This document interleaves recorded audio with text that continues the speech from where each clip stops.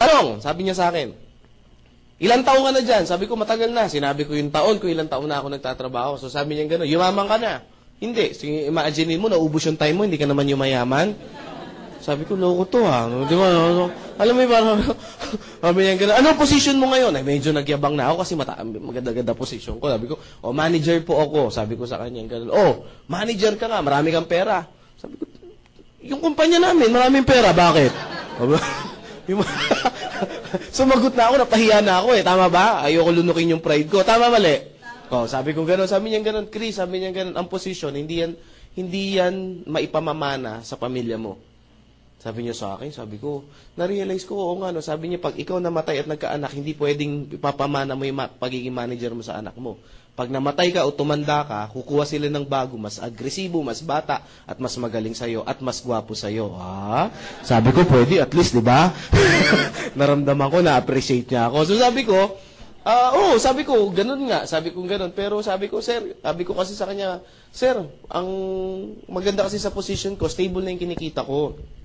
Sabi niya, hindi ko naman tinatanong kung stable eh. Ang ayoko nga sa lahat, stable yung income. Kasi maraming Pinoy, ang mindset, di ba stable ang income? Sabi ko, hindi, mabuti ang stable ang income. Sabi niya, sige, tingnan ko. Nung January, magkano ang sinahod mo? Ang sahod ko po kasi 18,000 pesos per month. That's January. Sabi niya sa akin ganun. Sabi ko, 18,000. Sabi ko, okay nga. Sabi niya, February, magkano ang sinahod mo? 18,000. Wala naman ako absent, bawal umabsent ang boss. Tama po ba? Ang manager, ang absent, medyo babawiin mo yan. Ha? Sabi ko, sige, March, magkano sinahod mo? 18. Sabi ko, okay pala yan April, sabi ko, 18. Sabi ko sa kanya, per month pa rin. Sabi niya, kita mo? 4 na buwan na, hindi nagbabago, stable talaga. Sabi ko, nga no. Di ba, masipag ka? Sabi ko gano'n, subukan mo magsipag pa ng todo, doblein mo yung sipag mo. Sinipagan, sabi ko, nagsipag ka ba nung ganito? Doblein mo yung sipag mo, April, May. Tama ba, May? Susunod. Doblein mo yung sipag mo nung April. Magkano sahod mo, Chris? Tinanong niya ako. Siyempre, magbabago pa ba yan? 18. Kita mo, stable talaga? Linisin mo yung kabilang kali nyo. Magkano sahod mo? 18 pa rin. Magpagulong-gulong ka dyan. Magkano sahod mo? 18 pa rin. So, talaga stable yan. Tanong, yayaman ka, Chris? Yun lang. Sabi kong ganon. Kasi ang hinahanap mo, Chris, sabi niya gano'n, paano kaya yaman ang hinahanap mo? Stable. Hindi mo naman hinahanap yung kita na magpapa-asenso sa'yo. May punto ba siya? Yes. Alam mo, sabi kong gano'n sa sarili ko, mukhang kinakain ko na yung sarili ko. Sabi kong gano'n, sabi ko mukhang inaapi na ako. Sabi kong gano'n, wag mo na, sa isip ko, wag mo na ako offense, pupunta na lang ako. Sabi ko sa kanya, sige, punta na lang ako, gagawa na lang ako ng paraan. Si Sir, kinuha niya yung day off niya. Tama ba? Ako, ginawa ko, nag-leave po ako kasi kailangan magli-leave ka eh. Kasi walang day off talaga yung position ko. Sabi ko, sir, ganyan. Sige, pinayagan. Umattend ako ng seminar. Pagdating ko ng seminar, ganito yung klase ng seminar. Sabi nun sa seminar, papasok, medyo late kami. 1,000,000! Sabi ko, patay. Sabi ko, ano to? 2 milyon! Sabi ko, patay na. Sino gustong yumaman? Nagsisigawan yung mga tao. Sabi ko, patay na to. Ano to nang puntahan kong kulto? Sabi ko, tinitingnan ko, wala akong choice. Tama po ba? Yung sabi kong gano'n, pinagbigyan ko na, umabsent na ako, wala na akong upo. Pag-upo ko, nagpakilala yung speaker, pinakita yung products, nadismaya po ako. Personally, nadismaya ako. Bakit ako nadismaya? Computer graduate ako, may advantage ako sa computer, tapos ang pinakita food supplement. Tama po ba? Sabi ko, yung mga pampapayat, maputi, sabi ko, Diyos ko, paano ko yayaman? Tama ba? Ilang bilbil ang kailangan kong computein, ilang kili-kiling maiitim, tama ba? Ilang singit na kailangan ko i-check para yumaman ako. Tama po ba? So sabi ko, medyo malabo yata. So meaning, pumasok po ako sa seminar room ng close-minded po ako. Sa madalit salita, pumasok ako, naka-mindset na ako na ayoko yung ginagawang seminar. Tama po ba? Sumunod na speaker, tinawag ulit. Sumunod na speaker, kitaan daw. Dito, pwede kang kumita ng ganito. Pwede kang maging milyonaryo. Sabi ko, Diyos ko, ang sipag ko. Sabi ko, ang galing ko. Sabi ko, yung talent ko. Sabi ko, never ako. Sabi ko, imposible talaga. Sa hirap ng buhay ngayon, imposible yumaman. Sabi ko sa sarili ko. Sabi ko, gano'n, niloloko lang ako ng taong to. Sabi ko, gano'n. Tapos, biglang nagsabi siya, ganito po. Wala na. Baliw na rin ako. Bakit? Kinain ko na yung pride ko, may sasakyan siya, ako wala eh. Tama po ba? Sabi ko lang yan itong speaker na to, ganito lang, tapos grabe. nagsisigaw lang, kumita na ng malaki. Kaya ko rin kayang sumigaw. So, yun na po yung nangyari. Now, after ng seminar, sa madalit salita, sabihin ko na po sa inyo, nag-join ako, hindi? Hindi po ako nag-join sa madalit salita. Bakit po? Na-hype po ako, pero nandun pa rin sa isip ko yung duda. Nagdududa pa rin ako na, pwede bang kumita talaga ng ganong kalaki? Kasi, ang ini-explain sa akin, pwede kang kumita ng at least 1 million, hindi at least pwede kang kumita ng 1 million pesos per month. Parang nakakalaglag pa nga. Ang alam ko sa 1 million per month, kailangan mong tayaan ng maraming beses sa loto yan. Tama po ba? Kung aatin ka sa Wawawi, ilang pila yung aatinan mo. Tama po ba? Ilang bingo yung aatinan mo bago ka manalo ng 1 million. Tama po ba? So sabi ko parang suntok sa buwan niya. Sabi ko parang napakadali niya sabihin. Pero parang kako sa iisip-isip ko, sa katotohanan ng buhay, mahirap gawin. Tama po ba? So sa madalit salita, hindi po ako na-convince. Pero na-appreciate ko yung seminar. Alam niyo, naramdaman nung nag-invite na hindi po ako na-convince. Naramdaman niya, pag pinakawalan niya ako, hindi na ako magpapakita uli. Maliwanag po ba? Tingnan niyo yung mga katabi niyo. Yan ba yun? Yung mga ganyan, yung mga tipong pag pinakawalan niyo, hindi na magpapakita muli. Yan, ha? So, nung naramdaman nung invite ko, na sabi niya, mukhang hindi na-convince, Sabi niya, Chris, mag-coffee muna tayo. So, nag-coffee po kami. Nag-start kaming mag-coffee. Natapos kasi yung seminar. Buti nga ngayon, medyo maaga. Noong time na yon, natapos kami 10 p.m. yung seminar. Ganyan po. Yung mamaya, 10 p.m. yata matatapos yan Yung, hindi ngayon yung mamayang susunod. Baka mamaya mag-uwian kayo bigla Ano lang tayo, dapat alas 5. Siguro kaya natin to mga 5:30 tapos ako. Maliwanag okay lang ba sa inyo yun? Ayan 5:30 ng maga Ayan. Joke, Nag-start kami mag-coffee, 11 p.m. Alam niyo po ba kung ano oras kami natapos?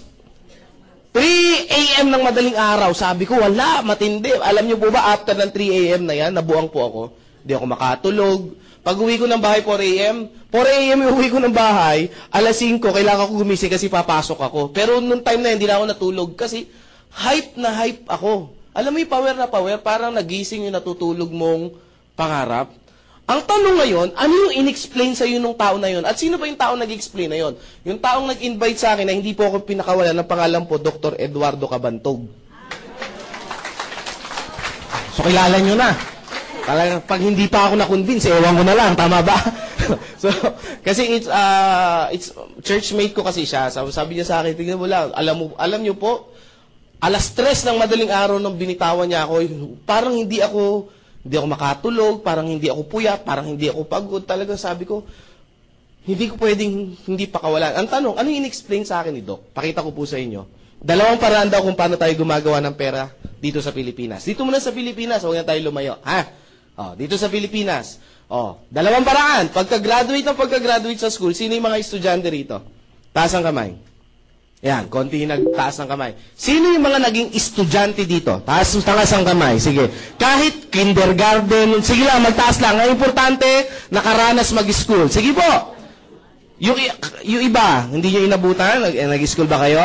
Ayan. Okay, Ang tanong ngayon sa mga estudyante at mga naging estudyante, pagka-graduate ng school, ano ang unang-unang option? Pagka-graduate sa school, ang college? Maghanap ng trabaho, mag-empleyado. Ang tanong, bakit? Para kumita ng pera. Tama po ba? Yung isa naman ang option is magnegosyo. Tama po ba? Pag may kapital o may konting kapital, magninegosyo. Tama po ba? Ang tanong, bakit hindi nagninegosyo? Walang pera. Ulitin ko ang tanong bakit employment yung unang hinahanap natin? Para kumita ng pera. Pag ayan lang sagot nyo, ibig sabihin, mas maraming pera ang empleyado kaysa sa negosyante. Kasi mas kumikita to ng pera Tama po ba? May sumagot kanina, sabi niya, yes, mas kumikita to ng pera kaysa dito. Tama po ba? Kaya mas maraming sasakyan nito kaysa dito. Tama po ba? Mas malalaki ang bahay nito kaysa dito. Tama po ba? Ang tanong, uulitin ko yung tanong, bakit employment yung una natin hinahanap? Walang tama, walang maling sagot, huwag kayong matakot. Para ma-realize nyo lang, bakit ba ito yung hinahanap natin? Sige po, sa mga first time lang. Para magkaroon ng pera. Kasi sa negosyo, walang pera Tama po ba? Wala mga taong to, walang mga palaboy na to, itong mga tao na to. Kawawa itong mga tao to, walang pera. Tama po ba? Ay, si ma'am, papasok. Ma'am, sige. Ay, walang ano ha. Okay lang yan, magkakatuwaan lang tayo. Sige ma'am, ano po yung sagot niyo po? Sige po.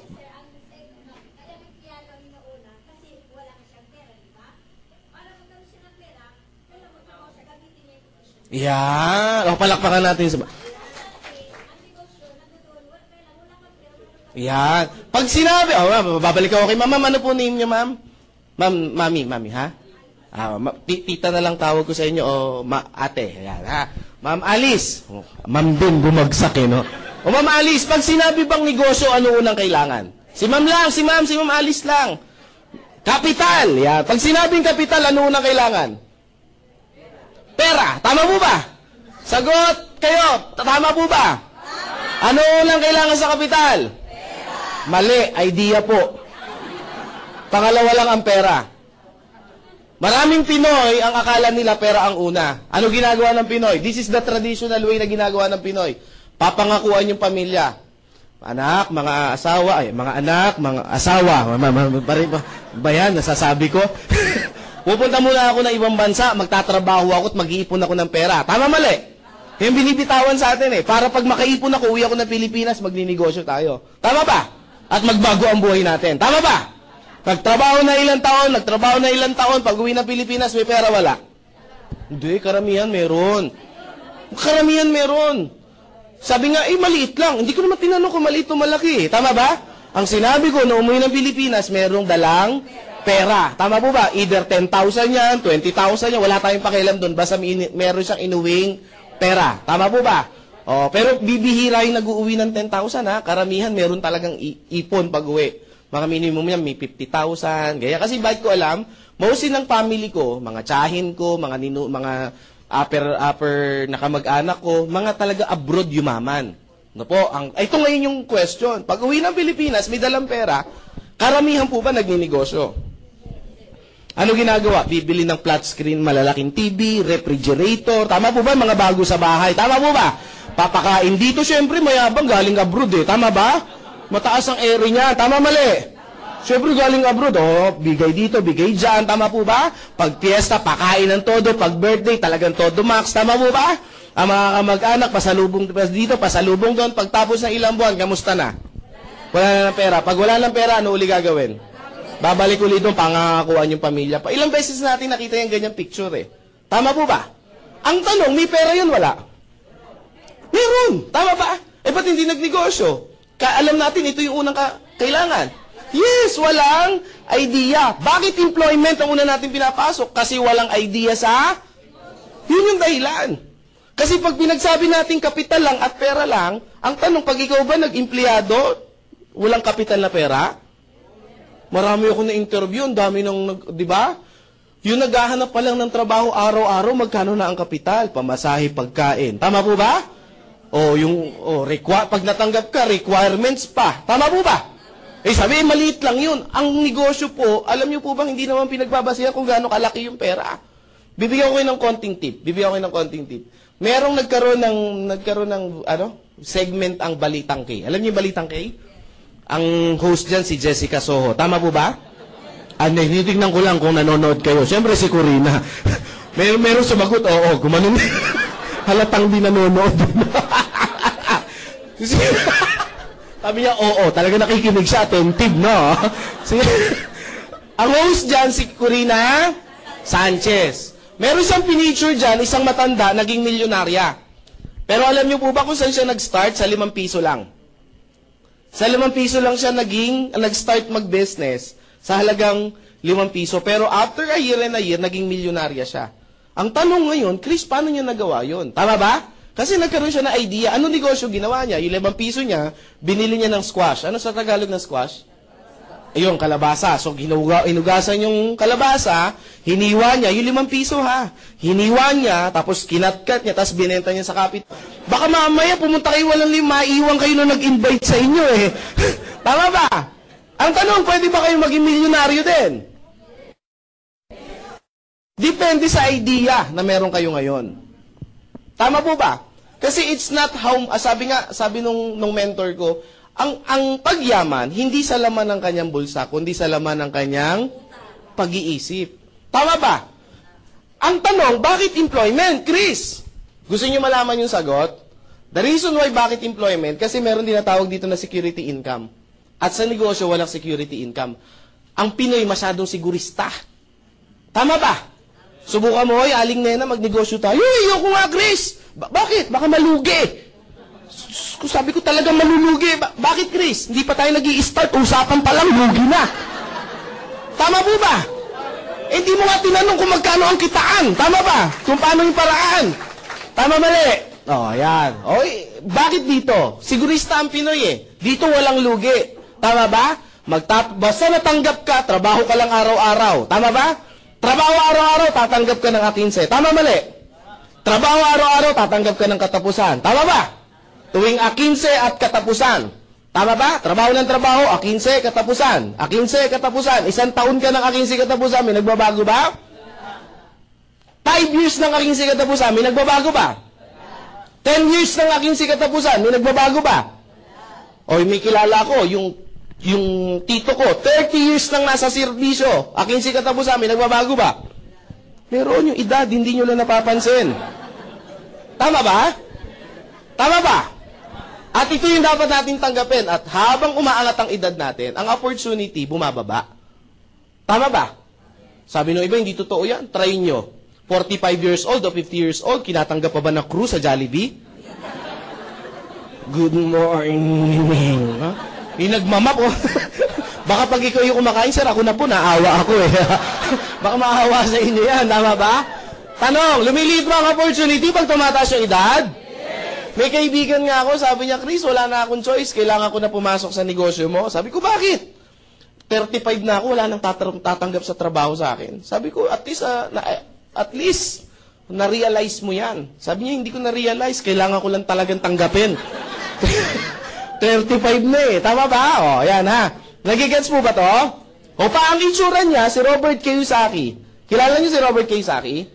Isang financial expert, siya yung nagsulat ng Rich Dad, Poor Dad, Cash Flow Quadrant, at marami pang investment kung paano kaya yaman. Sabi ni Robert Kiyosaki, pag ganito daw yung buhay mo, parang hinahalin tulad daw niya yan sa isang rat race. Alam niyo yung rat race? Alam niyo yung rat? Alam niyo yung race? Ayan, at least malinaw, baka may mapaisip pa kayo eh ha. Ano yung rat race? Ganito yung itsura niya. Ito yung wheel, ito yung daga, tatakbo yung daga, iikot yung wheel. Tama ba? Pag tumakbo yung daga, iikot yung wheel. Makakalis ba yung daga? Sagot kayo ng malakas, ha? Bibilisan niya, times 2 yung bilis. Makakalis ba siya? Times 5, makakalis. Times 100, makakalis. So, hindi makaalis. So, parang ganito din, aking katapusan, ilang taon ang aking katapusan, hindi makaalis. Sa aking katapusan. Sabi nung iba, oo nga, no? Paano nangyari yan? Pamali ko. Tama ba? Hindi ko rin alam. Basta ang alam ko, yan lang yung diagram. Tama ba? Baka sasabihin ng iba, Chris, siguro may galit ka lang sa employment. Wala pong galit sa employment. The point is, na-realize ko lang. Tama ba? Sabi ng iba, Chris, income eh. Dagdag income. Hindi naman namin sinabing bawas income eh. Tama ba? Kumikita ka ng 10,000 sa employment. Tapos, dagdagan mo ng negosyo, 10,000 din. Malaki bang tulong yan? Yes. Tama ba? Ganyan yung dati sa akin, 18,000 pesos per month. Then, after ilang months, ang nangyari sa akin dito, 120,000 per month. Ano nangyari? Totoo yung sabi ng mentor ko, full-time on your job, part-time on your fortune. Tama po ba? So, dito ba may ipon ako? Dito may ipon ako? Yes. That's why after ilang months, nag-resign din ako. Tama ba? Ibig mo sabihin, Chris, magre-resign din kami? Bahala na kayo mag-isip, 120 nga to part-time eh. Tama ba? Ito, full-time, ayaw magbago. Tama ba? Yun yung advice ko. Gawin nyo yung business na to. Try nyo, subukan nyo to. Pag nag-120 kayo, mag-isip kayo. Tama po ba? Kahit naman siguro bata, maiisip naman kung ano dapat gawin. Tama ba? 10 hours mong ginagawa. Ito, 2 hours to 3 hours. Tama po ba? Medyo dapat pag-isipan maigi. Tama ba? Ba't umuunga? Huwag yun. Tama ba? So sabi ko sa boss ko, boss, nagpaalam po ako. Boss, Chris, magpapaalam po ako. Anong papaalam mo? You're fired. Hindi, ako po aalis na. No? Kasi in-explain ko sa kanya, sabi niya, sige Chris, kapalaran mo yan. Mga ganun mga boss eh, tama ba? Now, nagkaroon po ako, after ko pong naging ganito, ang ginawa ko po, sumunod kong ginawa, part-time po ako. So, ginagawa ko to, tapos nagpa-part-time po ako, nagtuturo po ako sa mga estudyante. Yung mga college student, yung mga gagraduate, so pumupunta ako sa mga school, iniimbita nila ako sa mga symposium, tapos nagkakandak ako ng ganito. Hindi po yung business, yung tinatawag na mindset. No? After nito, may isang estudyante sa akin, somewhere in, hindi ko nasabihin yung school, nagtaas ng kamay, siguro nasa 500 yung audience. Sabi niya, Sir Chris, good news, salamat po, naka-attend kami ng seminar niyo about financial literacy. Sabi niya sa akin ganun. O sabi ko, di maganda. Sabi niya, good news, sir. Pagka-graduate, tama-tama, mag-graduate po ako, hindi na po ako maghahanap ng work, didiretso na po ako sa business. Sabi ko, hindi naman aim, hindi naman ako bias eh. Sabi ko gano'n, business. Sabi ko, wow, di good news. Anong business ang gagawin mo, sir? Sari-sari store. Ay, masama ba to? Hindi. Pero mga brother, mga sister, hindi ito yung uring negosyo yung sinasabi ko. Bakit? Sa panahon ngayon, medyo mahirap po ang mag-sari-sari store. Tama ba? Pag nag-sari-sari store ka ngayon, bilang ka ng ilang buwan, tama ba? Ano mangyayari? Sara store. Tama ba? Uy, yun yung Sara store. Oh. Magsasara yan. Bakit? Diyan mo kukunin yung pantus... Sabi niya, oo nga sir. Sabi ko, pag wala kang alam sa traditional business, mahihirapan ka. Sabi ko sa kanya, sir, sabi niya sa akin, anong negosyo yung papasukin ko? Bibigyan kita ng tip. Ito yung tinuro sa akin ni Mr. Paul Zane Pilzer. Ay, sorry, si J. Paul Getty pala. J. Paul Getty, si JPG. Nakabasa ako ng libro niya, pag magninegosyo ka daw, sabi ni J. Paul Getty, kailangan daw, yung ginagamitan ng time leverage. Narinig niyo na po ba to? Narinig niyo na? Sino ba si J. Paul Getty? Siya yung kauna-unahang naging bilyonaryo sa Amerika sa larangan ng langis. Langis yung business niya. Ano ba yung time leverage? Ito yung ginagamit ngayon nila Lucio Tan, nila Henry C., nila tawag dito, nila Mark ng Facebook, nila Bill Gates, nila name it, nila Warren Buffett, yung mga multi-millionaire, billionaire sa buong mundo, ito yung sikreto nila, bakit sila yumayaman. Tama po ba? Tanong ba natin sa sarili natin, bakit ang mga mayayaman lalong at ang mga mahirap lalong Tanong na ba natin sa sarili yan? Matagal na ba ang tanong yan? Nasagot na ba? Kung tagal na yan, no? Ay masagot. Ito, bigay ko po yung sagot. The reason why bakit ang mayaman lalo yung mayaman, kasi ang mga mayaman, alam nila o natutunan nila yung time leverage. Ano ba yung time leverage? Ang time leverage is simple lang po. Explain ko po sa pinakamadaling salita or para madaling maunawaan. Tao. Ang tao may ilang oras sa isang araw. Sino mga first time? Taas ang kamay. Madali lang naman yung tanong ko eh. Ma'am, ang tao po may ilang oras sa isang araw?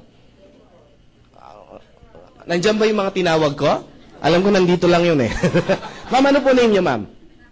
Apo, sige po. Pearly. Dami namang pangalan, Pearly pa. Yan yung unang bumasted sa akin eh. Oo, yung unang-unang niligawan ko ang pangalan, Pearly. Ayan. Yung sumunod ko lang niligawan, Bernardo na yung pangalan. Pearly. Sabi niya, babae rin yun, babae lang. Okay. Bernardo Jr.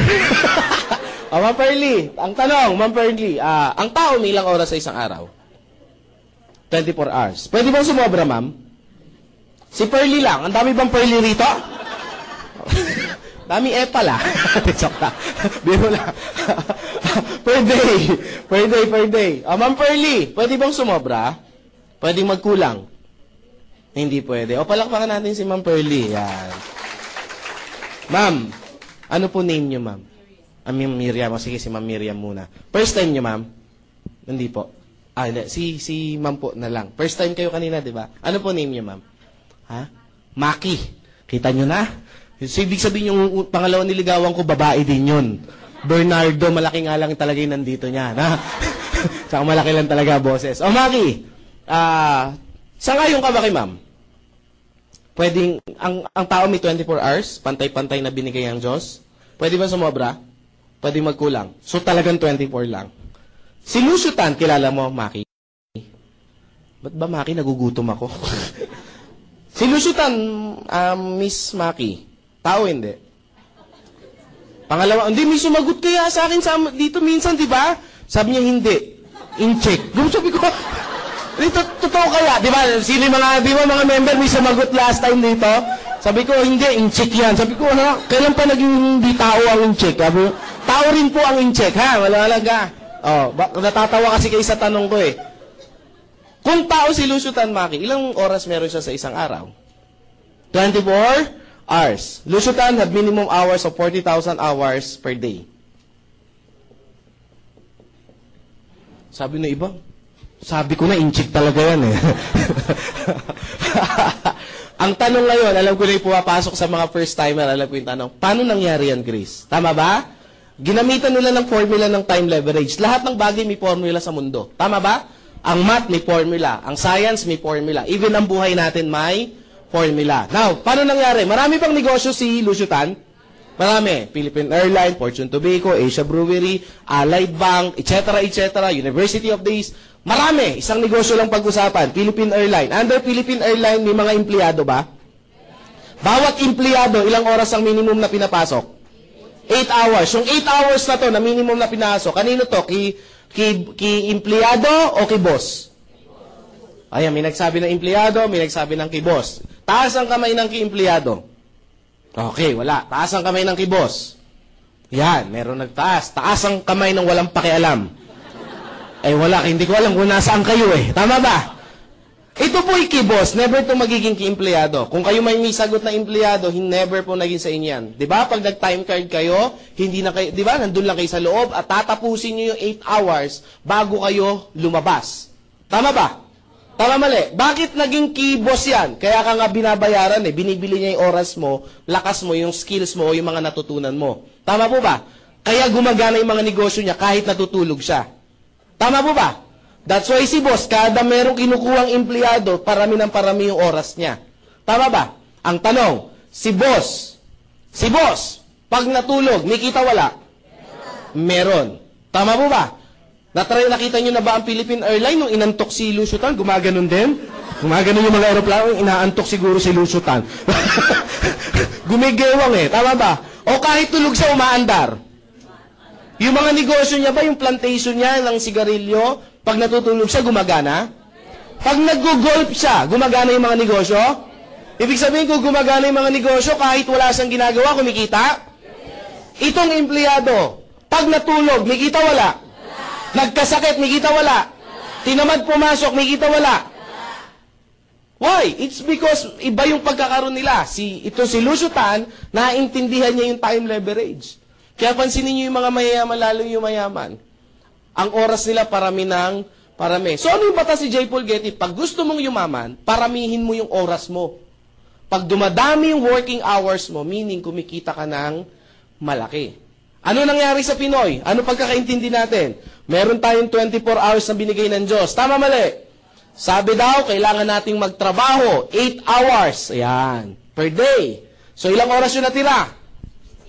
Minus 8, matitira 16 hours. Tama po ba? Nadagdagan, nabawasan? Ang sabi, paramihin. Ano nangyari?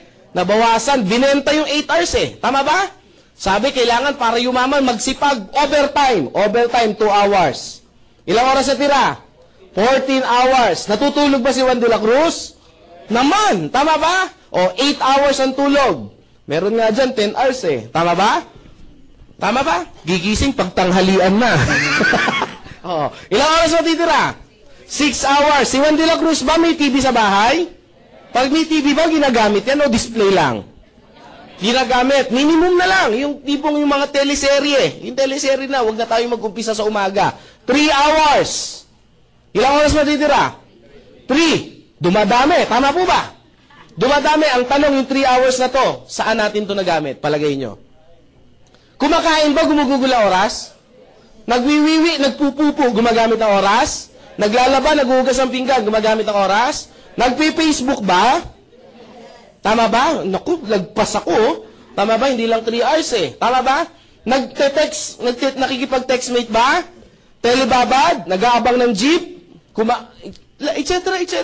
So, dyan gumugugol yung 3 hours. Ang tanong, sa 24 hours, saan mo ni-leverage yung time mo? That's why, bakit ang mga mayayaman lalong at ang mga mahirap lalong Kasi, hindi ito tinuro sa school. Tama ba? Ano ang natutunan natin sa mga ninuno natin? Bakit ang empleyado, bakit ang mga tao, tayo mga Pinoy, bakit employment? Kasi tinuruan na tayo. ng mga ninuno natin, pababa ng pababa, hanggang sa eskwelahan. Ikaw, anak, mag-aral kang mabuti. Tama po ba? That's our culture. That's Pinoy culture. Para pag ito na lang kasi yung kaya ko ipamana sa'yo. Tama ba? Iiyak-iyak pa yan. Para pag makatapos ka, makakuha ka ng magandang trabaho. That's why, ito yung reason natin. Bata pa lang, yan na yan. Anak, ano gusto mo paglaki? Teacher po. Ano, anak, doktor? Lahat, diba? Anak, ano gusto mo paglaki? Negosyante po. Anak ko, mongoloid to. Autistic to. Pag ganun yung mga sagot, parang feeling mo yung masyadong matured. Tama po ba? Tama ba? Ito yung Pinoy culture. Kinultura tayo sa ganito. Ang tanong, may mali ba ron? Tanong, may mali ba ron? Walang mali doon. Yun nga lang, yung turo na yun, hindi na yun applicable sa panahon natin ngayon. Yun ang masakit. Bakit? Noong unang panahon, ang engineer, example lang engineer, ang engineer, kapos tayo sa engineer. Tama ba? Bibihira lang ang may engineer dati. Kaya si company A, B, tsaka si C, nag-aagawan sila sa isang engineer. Palakihan ng presyo. Tama mali? Nauso pa nga nung panahon ngayon, pinipirata yung mga empleyado eh. Tama, naabutan nyo ba yon? Sabi nung iba, never pa kasi ako nag-empleyado simula noon. Matagal na akong tambay. After a year, ano nangyari? Nagkaroon ng tamang supply. Anong tamang supply? Engineer 1 versus company A. Tama po ba? So tama yung supply. Sa panahon ngayon, over yung supply. Kaya ngayon, pag nagsabi si company, ang pasahod ko 6,000, take it or leave it, pag hindi mo kinuha yan, maraming pipila pa dyan. Tama ba? Kaya nga ngayon pasensya po pasintabi po. Alam niyo po ba sa mga nursing student, pagka-graduate, yung starting pagka-graduate, pag ikaw yung unang apply mo, unang kuha mo, 6,000 no? Imagine mo, mas mahal pa yung libro kaysa sahod. Starting to bakit kukunin? Alam mo, sabi sa TV, kinuha. Kinuha, in-interview sa kamakailan lang, 2 days ago. In-interview, bakit daw? Bakit mo kinuha yan? Para po magkaroon ng experience. Tama po ba? Imagine mo, grabe 6,000. Ilang taong ka na dyan? 5 years na. Para magkaroon po ng experience. Actually, hindi para magkaroon ng experience. Wala kang choice. Kaya ginrab. Tama po ba? Kasi pag hindi mo kinuha yan, may kukuwang iba. Tama ba? Sabi ko nga huwag ka na mag-apply dyan. Meron nga akong isang friend, huwag ka na mag-apply dyan. Sa akin ka na lang mag-apply. Kasi yung nursing student na pagka-graduate mo, ganda mo pa naman, sexy mo, ang puti mo, ang kinis mo, 6,000 lang sahod mo. Sabi ko, sa amin ka na lang mag-apply. Sabi niya, sir, may hospital din kayo? Hindi. Sabi ko, yung anak ko naghahanap ng yaya. Ang pasahod ko, tumaas na 9,000 ang sahod ng yaya ko. Totoo, ang yaya ng anak ko, mataas ang sahod. Sabi ko, bakit? Ang requirement ko, syempre, nursing student, yung mga nursing graduate, yung mga ganyan. Kailangan nakapasa ng board, no? Mataas ang starting. Joke lang. Syempre, dalawa inaalagaan, yung 6,000 sa anak, yung 3,000 sa tatay. Pero lang yan, pero... kidding aside, pero 9,000 talaga yung sahod ng yaya ko. Sabi nung iba, Chris, bakit ang taas ng sahod? Kasi simple lang po. Pag mataas ang sahod ng yaya ko, hindi gagawa ng kalokohan sa bahay namin yan. Tama ba? Subukan kong 3,000 yan, baka kinupitan na ako niyan. Tama ba? Magkakaroon ng problema sa buhay. Ang tanong, sino kaya nakakaipon dito sa dalawa? Ha? Litan ko na lang. Doon na lang tayo sa regular. Baka sabihin nyo, Chris, kasi marami kang pera, kaya nakukuha mong ganyan. Doon na lang tayo sa ordinary, na ang sahod 4,000. 5,000 na yaya. Sino kaya nakakaipon dito? Oo, kasi ito namamasahe ito araw-araw Tama ba? Si yaya hindi, stay in yan Tama ba? Oo, ito kakain pa to. Tama ba? Ito, bubuksan lang yung rep namin, kakain na yan Tama ba? Tama ba? Tama mali? Oo, nakakapamasyal ba to? Hindi, kung kami pag nagpunta ng Hong Kong, kasama yan Totoo. Pag nagpunta kami ng Boracay, kasama yan. Siyempre, sino mag-aalaga doon? Tama ba? So, magsasalamat sa alaga sa anak namin. Tama ba? Puta kami Boracay, di ba? Do'y anak namin. Di walang mangyayari sa aming mag-asawa. Hindi, paano kayo mag-i-enjoy? Lagi nakabuntot. Tama ba? O, dyan lang siya, laro-laro. Tama ba? O, ano yung point? At the end of the day, pagdating na 15, marami pang kaltas to. Tax, SSS, etc., etc. Tama ba? Ito, pagdating ng sahod niya, buo, 5,000. Tama mali? Ito, pag sahod, ewan ko ano matira. Tama ba? Hindi ko po ito sabi para saktan yung yung nararamdaman nyo. The point is sometimes, kailangan natin ma-realize. Kasi may one time, may nag-seminar, Chris, hindi, sinasaktan mo lang kami. Sabi ko, hindi, sometimes masakit talaga ang katotohanan. kung tatanggapin natin. Tama ba? Ba't ko ito sinasabi? It's because para dagdagan nyo yung income nyo. Bakit? Kasi sa panahon ngayon, pataas ang bilihin, dapat talaga tayong magdagdag. Yung 20,000 pesos ka na sahod, kapos eh. Alam nyo ba, ayon sa statistic, ang isang binata o isang dalaga dapat kumikita ng 50,000 para gumangang buhay? Dalagat binata to, ha? Eh, minakausap ako 10,000, no? Ang anak, 4. Sabi ko, Diyos ko, paano kayo mangyayari dyan? Sabi niya, Chris, ang hirap ng buhay namin. Kahit hindi mo explain, alam ko na eh. Tama ba? Sabi ko, hulaan ko. Naka-jumper kayo, no? Huwag ka maingay. Tama mo ba? O, yan ha. O, sabi ng iba, Chris, tawag dito. So, Chris, ano yung dapat na namin business sa pasukin? Yung may gumagawa ng time leverage. Tatlo yung negosyo na pwede nyo pasukin. 3 negosyo po ang pwede nyo pasukin. Bibigyan ko kayo ng option. Hindi ko yung offer yung company namin agad kasi magiging bias ako. Unang option, pwede kayo mag-traditional business. Sa traditional business, ang kailangan nyo, tawag dito, magandang idea. Hindi pwedeng galing sa idea nyo. Bakit? Wala nga kayo experience eh. Tama ba? So, pag galing sa inyo yan, mataas ang risk. Tama ba? So, malaki ang kapital. Tama mali? O, pag kailangan, at least kahit pa paano, yung meron tinatawag na overhead expenses. Tama ba? Tama ba? At least ang kapital mo rito, meron kang $250,000 to start the business. Kung seryoso ka. Sabi ng iba, magkano kikitain yan? 10%. Magkano ngayon yan? At least monthly meron kang 50,000 para kitain. Pwede na? Sabi ng iba, oh no, pwede kayo dito? May $250,000 kayo? O kalimutan, maliwanag ha? Mahabang usapan to eh. Sumunod, franchise business. Ang franchise business ba maganda? Maganda ba ang franchise business? Yes, bakit? Merong nag-isip ng idea na. Ang gagawin mo, kakapitalan mo na lang. Tama mali? And then the rest, same. Meron 3 uri ng franchise business. Small, medium, and large. Yung small, medium, and large, itong large muna tayo. Ito yung mga tipong Jollibee, McDonald's, yung mga ganyang KFC, at least meron kang 20 to 30 million. Meron ba kayo niyan? Kalimutan. Dito tayo sa medium, kung saan tayo magmi-meet. Maliwanag? Mahirap i-explain ko, wala naman kayo, sayang ang oras. Tama ba? O, pag meron na kayo, tsaka natin pag-usapan. Medium. Ito yung mga maliliit, yung mga tipong, ang halaga nito, mga 1 million to 5 million pesos. Ito yung mga una-usa ngayon, yung mga tea. Hindi pa shawarma, mga 7-Eleven, mini-stop, mga ganyan, yan ang halaga niyan. Maganda bang business yun? Meron ba kayong 1 million to 5 million? Magtatagal tayo, kalimutan natin, ha? Maliwanag ha, doon tayo kung saan meron kayo. Small, etong small, ito yung mga shawarma, yung narinig ko kanina. Shawarma, tawag dito, siomay, tama ba? Yung mga juice, something, ganyan-ganyan. At least ang kapital mo niyan, meron kang 300,000 to 500,000. Meron ba kayo nito? Sus ko, saan tayo? Todo na to. Wala. O ano, Chris? Next. Bakit? Wala kami niyan eh. Next tayo. Network marketing. Networking. Sabi pa, ayoko niyan. Wala ka nga nito eh. Wala kang choice ito. Tama ba? Ano gagawin natin? Hindi mo kaya to. Hindi mo kaya to. Hindi dito bagsak. Chris, scam yan eh. Diyan tayo magkakatalo. Bakit? Iba ang narinig, iba ang pinag-aralan. Tama po ba? Bigyan ko yun ng sample. Sasabihin ko ang network, ako po'y kunyari doktor. Kunyari lang. Baka sabihin nyo, wala sa itsura mo. Kunyari nga lang. Kahit hindi nga ako nagdoktor, alam kong hindi ako kikita eh. Kunyari doktor ako, sir. Ano po name nyo, sir? John. Sir John, ang doktor, ganito yung ginagawa, ganito. Isang araw kami nag-usap. Talagang kinuwento ko lahat kung ano ginagawa ko bilang doktor.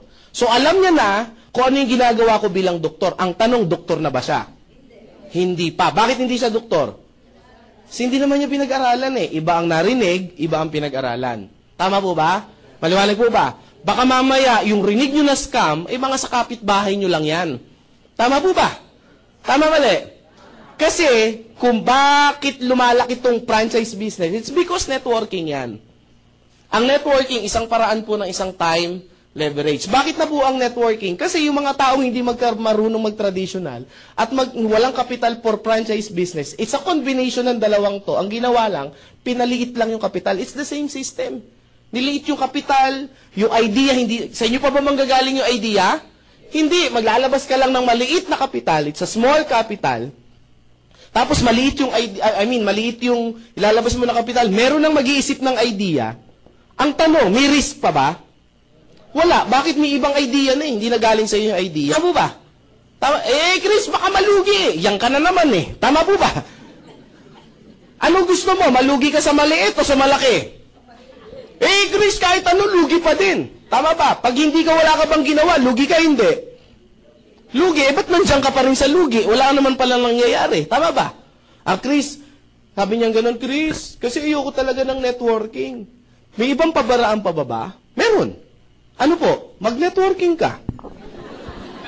Parehas lang din yung Chris eh. Wala po ako isasagot. Maliwanag po ba? Yun talaga siya eh. Tama po ba? Bigyan ko ng sample. Chris, maganda ba talaga yung networking? Gusto niyo pa malaman kung maganda o hindi networking? Kasi before ako mag-start, kasi ako po, yung business, saglit ko lang ini-explain yan. In 30 minutes, kaya ko explain. Pero yung talagang gusto ko, before kayo umuwi, lahat kayo, naintindihan nyo, bakit kayo maghahanap ng extra income. Sayang yung oras na dinala nyo rito yan. Pag uwi niyan, sasabihin niyan, ay, mas maganda pa rin ang empleyado. Yayaman tayo dito, asenso tayo dito, huwag kayo mananampalataya kayo. Tama po ba?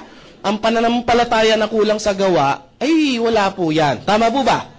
Yan na, nasa Diyos ang awa, nasa tao ang gawa. Now, bakit maganda ang networking? Tingnan natin, Henry C. Kilala niyo si Henry C? Henry C. Si Henry C, anong negosyo niya? SM, tama po ba? Ang SM ba isa lang? Marami ba siyang SM? Parami o parami ng parami? Actually, hindi lang SM yung Save-More na maliliit. Yung Save-More, alam niyo ba ba't tinayo yun? Para patayin yung 7-Eleven. Bakit? Ayun yun eh. Kaya siya maliit na version ng supermarket. Maliwanag po ba? Kinukuha niya yung competitions. Rumarami ba yung SM? Ang Save-More dumadami ba? Video. Ang video ba? May mga video ba ang SM? Dumadami rin ba ang video? Dumadami? So marami bang empleyado rito, mga nagtatrabaho? Nalileverage ba siya? Dumadami ba yung oras? Yumayaman ba to? Ano negosyo na Henry C? Networking. Sabi niya, oo nga no. Lucio Tan. Si Lucio Tan. Tanong, marami bang negosyo? Philippine Airlines, Fortune Tobacco, etc., etc. Lalo bang dumadami yung negosyo? Dumadami ng dumadami. Pag dumadami may negosyo, dumadami din yung empleyado? Dumadami hanggang sa pinakababa ng empleyado nagtatrabaho. Kumikita ba siya? Ano negosyo ni Lucio Tan? Networking. Name it. Tawag dito, Gokong Way. Tawag dito, Cebu Pacific, yung kanya. Tama po ba? Robinson's Galleria, Sun Cellular. Parami ba ng parami? Dumadami ba yung tao niya? Ano ba negosyo niya? Networking. Sabi ng iba, Chris, magne-networking na ako. Hindi! Di natin ito titigilan hanggat hindi mo naunawaan. Name it. Kahit saan kayo tumingin, yan po talaga yan. Si Jollibee, bakit yung mayaman? It's because parami ng parami yung branch niya. Parami ng parami yung branch niya, parami ng parami yung mga nagtatrabaho. Tama po ba? Parami ng parami nagtatrabaho, payaman siya ng payaman. Tama ba? Bakit? Kasi networking yung negosyo. Ang tanong, Chris, yayaman ba ako sa Global? Yes, bakit? Networking to eh. Yun naman yung sagot dun eh. Tama ba? Maliwanag ha? Sabi nyo ba, yun, at least nasagot din. Maliwanag po ha? Kasi ang akala nila sa networking, ito yung recruit, benta-benta. Pag-recruit ba masama? Tanungin ko kayo. Ha? Di sana nakulong na yung may-ari ng Jollibee, nagre-recruit din naman sila eh. Tama ba? Diba? Iba lang ang tawag, hiring. Tama ba? Pero nagre-recruit din yan. Tama ba? Ayan ha, sabi ko, no. Kayo ba pag nag-a-abroad, di ba may nakalagay, recruitment agency. Tama po ba? Di sana, scam yun. Ba't marami pumipila? Tama ba? Chris, ayoko kasi magpa-recruit eh. Ba't ka nag-apply ng abroad kung ayaw mo magpa-recruit? Ganon din yan. Tama po ba? Sabi nung iba, Chris, kasi yung yumayaman lang dyan, yung nasa taas. Tama mali? Oo, parang yung boss mo, yumayaman kasi siya yung nasa taas. Tama mali? Sabi nung iba, Chris, sasali na nga ako eh.